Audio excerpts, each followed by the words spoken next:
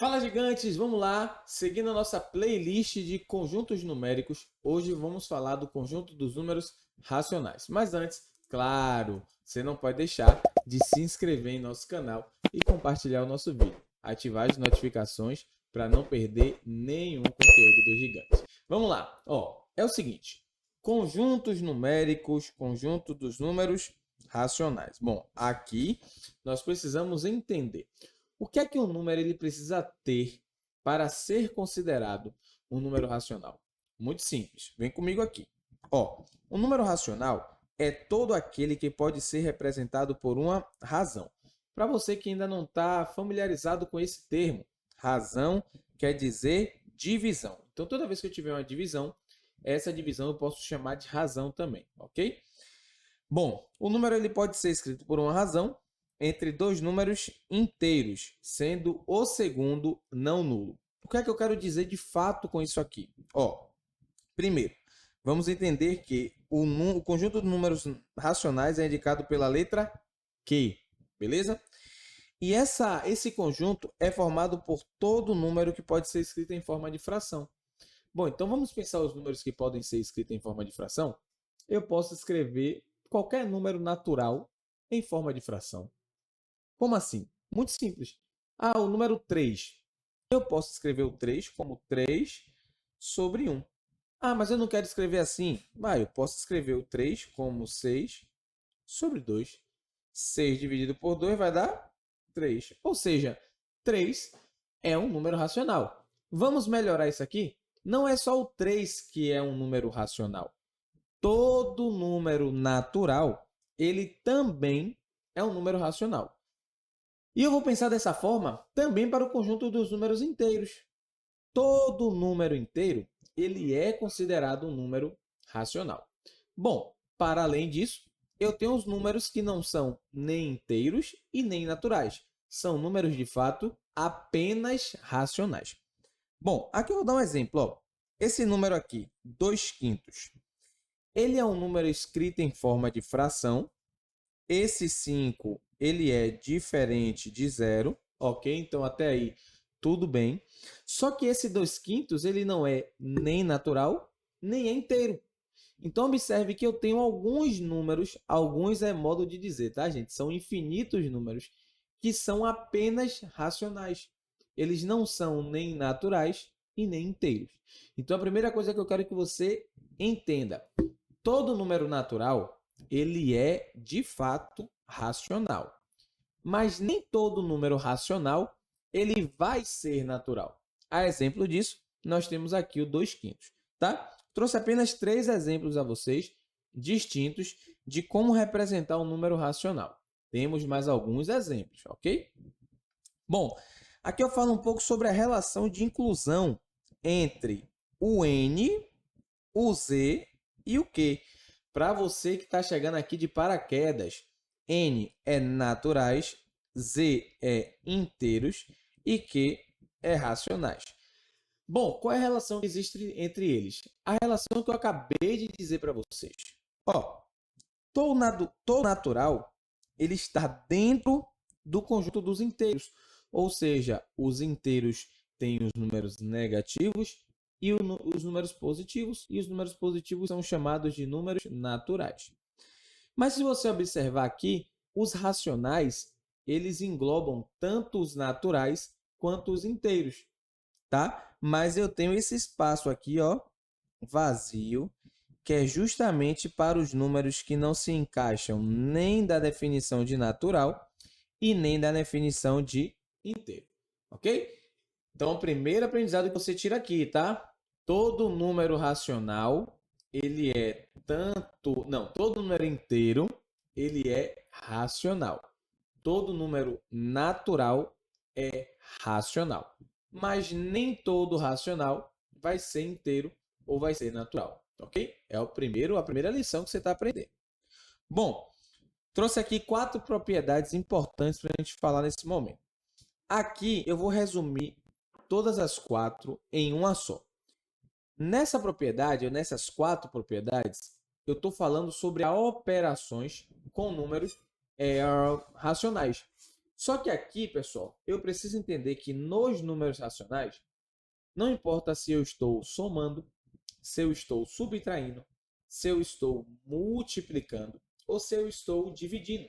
Todas as 4 operações, elas vão resultar em números racionais. Então, isso só acontece aqui. Ó, a soma de 2 racionais é um número racional. A diferença de 2 racionais é um número racional.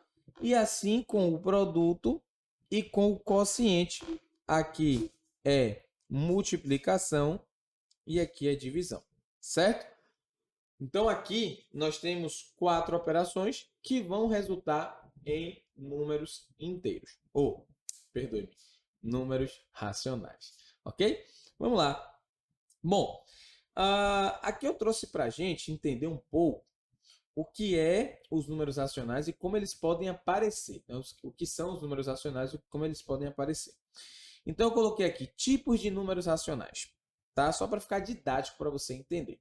Tipos de números racionais. Muito simples. Bom, dos números racionais eu tenho, de fato, os naturais, que nós acabamos de discutir, os inteiros, nós acabamos de discutir, e as frações. Isso aqui eu já sei. Vi fração, vi inteiro, vi natural, já sei que vai ser considerado um número racional, ok? Mas eu tenho outras formas de ver isso aqui que eu acabei de falar com vocês. Quais são essas? Vamos lá. Primeira forma que eu tenho é os conhecidos como os decimais exatos. Bom, Rafael, o que é isso, decimal exato? Bom, decimal exato é aquele número com vírgula, claro, tem que ser com vírgula, que é finito, ou seja, que possui um fim. Eu tenho aqui 0,25. Bom, é um decimal exato. Por quê? Porque ele não é um número infinito. Eu tenho aqui 0,3. É um decimal exato, porque não é um número infinito. Da mesma forma, o 0,56. E para mudar um pouco, como a gente está acostumado a ver zero o tempo todo, eu coloquei aqui um exemplo com 3,75. Pô, GG, mas esses números aí que você acabou de me dizer, eles não estão escritos em forma de fração. É, concordo. Mas eles são resultados de frações. O 0,25 mesmo, pessoal, nós podemos dizer que é 25 sobre 100.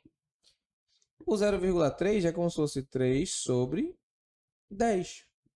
O 56 sobre 100.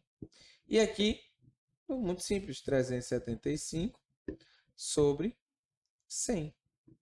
Ou seja, esses números, por mais que sejam escritos em formas de decimais, eles podem ser escritos em forma de fração, o que caracteriza esses números como sendo números racionais. Ok?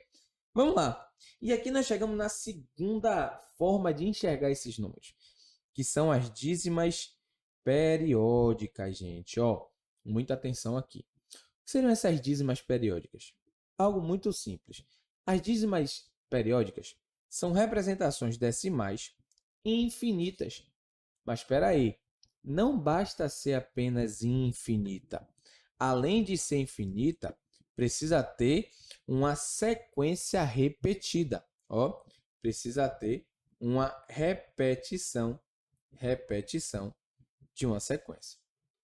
E como é isso, gigante? Não entendi ainda. Não sei se você já teve a oportunidade de ver nas calculadoras. Quando nós fazemos algumas divisões, obtemos alguns números decimais que são infinitos. E algumas calculadoras aparecem lá os 3 pontinhos. Esses números infinitos, eles são considerados como dízimais. E aí nas dízimas nós temos as periódicas e as não periódicas. Esse termo periódico, pessoal, quer dizer período. Ó, quer dizer... Eita, risquei errado aqui. Calma aí. Aqui. Quer dizer período. E esse período, na verdade, ele pode ser representado com a palavra repetição. Então, imagine que aquele número com vírgula que demonstra um padrão de repetição, ele é considerado como uma dízima periódica, ok? Então, aqui, por exemplo, qual é o padrão de repetição que nós temos aqui no nosso primeiro exemplo? O 25. Observem que o 25 ele se repete infinitas vezes, ou seja, o período dessa dízima é o 25. E aqui, quem se repete? O número 2. E aqui, quem se repete? Professor, mas aqui está faltando um. O senhor escreveu errado aí. Não, não, não, não, não. Aqui ainda é uma dízima periódica, tá, pessoal? Mas observe, 125 se repete, 125 se repete. E aí, o 125... Ah, não, gente, me confundi. Vixe, ó. Ó o professor comendo mosca. A repetição aqui é o 251. Que é isso, GG? Calma, calma. Voltamos. Então, aqui nós temos uma repetição do número 251, ou seja, é uma dízima periódica. Bom, na nossa próxima aula, eu quero que você acompanhe uma aula exclusiva sobre dízimas periódicas. Por quê? Porque nessa aula nós vamos falar sobre frações geratrizes, que é um assunto importantíssimo, tá? Então vai lá, pula para a próxima aula para a gente falar sobre dízimas periódicas. É isso e vem com o gigante.